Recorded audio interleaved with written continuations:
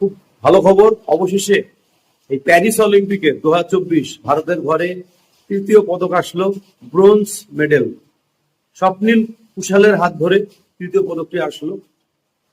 মহারাষ্ট্রের কোহলাপুর গ্রামে তার জন্ম এবং সেই গ্রামটি অ্যালকোহল মুক্ত গ্রাম, জৈব চাহিদা জন্য বিখ্যাত। কিন্তু তিনি পরবর্তীকালে মহারাষ্ট্রের পুনেতে সেন্ট্রাল ডিভিশনে টিকিট কালেক্টর ছিলেন। MS ধোনি তার অনুপ্রেরণা, এবং তিনি তার যে স্বপ্ন যে শুটার হওয়া, তিনি 50 মিটার রাইফেল শুটিং 3 পজিশনসে ব্রোঞ্জ মেডেল পেলেন।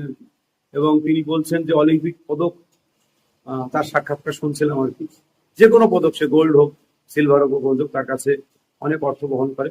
সত্যিই একটা স্বপ্ন পূরণ হলো। আর ভারতের পদক তালিকায় আরেকটি নাম সংযোজন হলো। আশা করি আরো কিছু পদক ভারতের ঘরে আসবে। অনেক অভিনন্দন স্বপ্নীল কে।